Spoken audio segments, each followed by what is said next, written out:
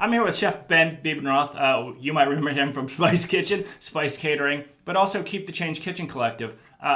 Ben, first of all, welcome. Second of Thank all, you. thanks for the food. I've got some delicious food in front of me from Keep the Change. You'll see it in the other screen here. As I start digging into this amazing food, Ben, over the past year, we've seen a lot of restaurants pivot, and you guys are certainly part of it. But before we get there, you closed Spice in March, like every other restaurant. But unlike a lot of other restaurants, you did so permanently, and you knew that like it was the right move. What was it about the situation that led you to believe that Spice really had no future right now? Sure. So, first of all, we were three-quarters of the way through an expansion project where we were building out a production facility, a full-scale canning kitchen, and event center right down the street. So we'd been working on that for about 16 months by the time the pandemic hit. So I had already had a very large investment in play. And we'd been watching dining change and the nature of dining change. So this long form dining was it was falling away. And a lot of the work I've been doing with Nestle around product development and just the evolution of a diner was changing. And we had known that for years. So also my brother's, in a Homeland Security as a federal air marshal. So he had kind of had this global view of the pandemic and how it was evolving in Asia and Europe and everything. And he was just sort of letting me know, like, dude, this is not going to be quick. So kind of put all that stuff together and had to hunker down. And it wasn't just fine dining. I mean, the other component, maybe even the larger component of Spice, is the catering arm of it, and that took, I would say, just as big or a bigger hit than dining. Correct. Yeah. So we had about $2 million on the books for 2020. And within the first 10 days after the governor gave the shutdown order, we had issued about $350,000 in deposit refunds to our clients. So a lot of that we could have defended with contracts, but it just didn't feel like an honorable thing to do in that time. So we hung on as long as we could through August, trying to kind of piecemeal events together and come up with plan A, B, and C. And by August, we were just like, you know what, let's just cancel the year. So it felt like the right thing to do. And like you said, you were in the process of finishing a production kitchen, maybe a catering headquarters, 10,000 square feet, just down the road from Spice Kitchen. Did you know what you wanted to do with that space immediately, or did it take some time to kind of think, okay, we have all this room, what's next for us? Yeah, I mean, we had to evolve a lot. We had, 2,000 square feet of this space was designated just to be an Ohio Department of Agriculture certified canning kitchen, to be putting up a lot of foraged and farm-raised products for Spice Kitchen and Bar and retail outlets. So that need all changed, right? So that's when I really started talking with Jonathan Bennett in the spring while we were, conducting asparagus U-picks and whatnot. And he and I were both kind of coming from the world of like, okay, the restaurant scene is changing. The need of the customer is changing. How can we deploy this new asset that we have that is yet to be filled with equipment? What type of different decisions should we make now that we know that we're going into a brave new world? So we caught it really just in time. So, like I said, over the past year, we've seen a lot of kind of pivots, right? Restaurants stopping dine-in altogether and doing takeout, but we've also seen pop-ups. We've seen ghost kitchens. How do you describe Keep the Change? So I describe Keep the Change as a virtual food hall where you can really find something for everyone in your family. So if somebody wants roasted chicken, somebody wants a grain bowl, somebody wants wings that night, we've got all those things right there. We have a couple other concepts coming down the pipe. Woo's, Nudes, and Rice will be here in a couple of weeks, and a few others in the wings. But really what it is an opportunity for people to capture a bit more of their free time and have some nutritious meals that are ready to reheat or ready to eat right now in their fridge, ready to go. So as I was chatting with you today, Doug, I would wonder, what did you do with your day today instead of cooking a lovely roast chicken dinner?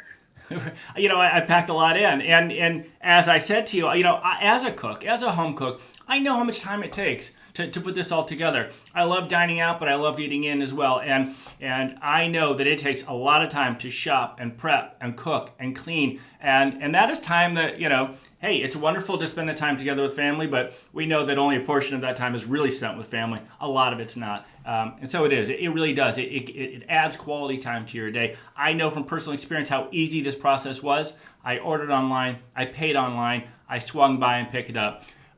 Will that change over time? Is delivery an option? Will delivery become an option? What are the plans for the whole process down the road? Sure. So right now we're launching with Grubhub as our third party delivery. And we will be adding a delivery service on in the future. We have the crawl, walk, run kind of mentality to this business launch. First, we've got to get people trusting us and exposed to high quality, nutritious foods. Then after that becomes a part of their routine, on top of buying dinner tonight, maybe you're buying a couple of salads for lunch and on and on and on. And then once we can kind of get that established, we will be hitting the far east side and the far west side with delivery routes. And like you said, not just meals for today or tomorrow, but maybe frozen meals or heat and eat meals you can really kind of plan for next week even. Absolutely. What we're really trying to help people defend against the drive-through.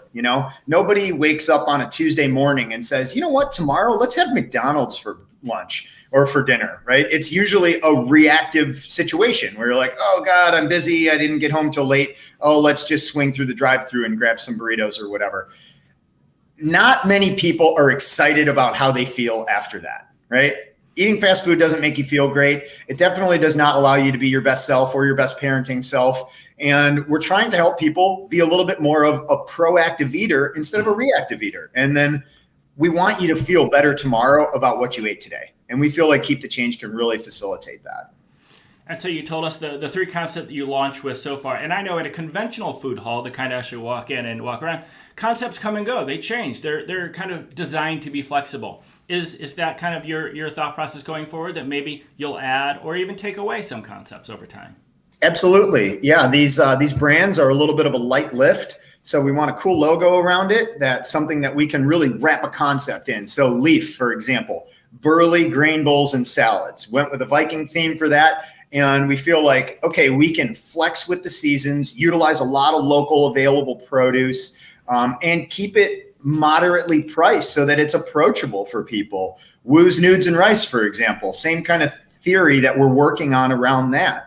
Winner, it's an awesome roasted chicken dinner. It's probably not going to go anywhere for a little while, but it's a much better option than a rotisserie chicken, for example.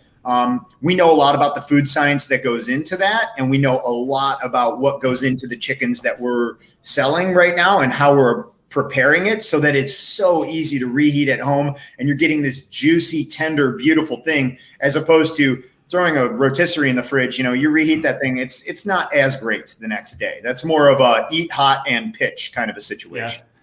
Yeah. When you told me about this, when you launched Keep the Change, you said, I am in no hurry to return to fine dining. In fact, I may never return to fine dining. What did you mean by that? And what's the kind of the larger meaning behind Keep the Change? Yeah, so Keep the Change in general, we really evaluated a lot of our personal and professional lives over the past year spent in the COVID valley, which is how we're referring to it. And, there was a lot of 80-hour plus weeks. There was a lot of issues with equitable pay rates across the boundaries of the kitchen, pressuring service staff. It's like, did they get an appetizer? Did they have 3 drinks? Did they order dessert? If not, you didn't make money. And I'm just not at that place in my life anymore. I don't want to really juice the customer for every dollar I can get out of them at the table, as much as just provide a service. And if it works for you, great. And I think it should enhance the lives of our customers as much as the lives of our employees. We need to be cooking in a more balanced approach, not working all nights, all holidays, and really cannibalizing the quality of our own lives to offer a quality product to our customers. So it has to be good for both parties, man. Win-win is what we're going for.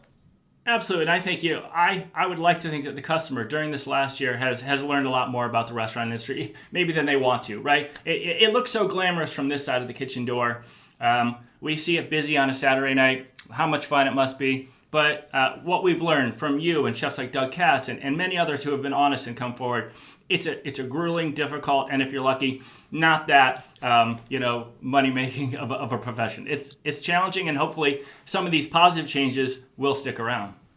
I would like to believe so. And I think just with the way we've structured the line and the menu for utilizing ingredients across the other platforms and being able to really leverage our farm connections and say, okay, like I need to contract for carrots. I need to contract for kale, for broccoli, who's bringing that to our door.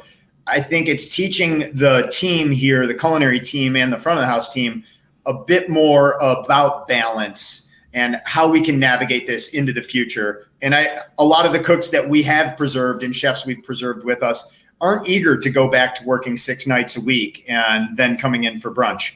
So we were okay with seeing that ship sail.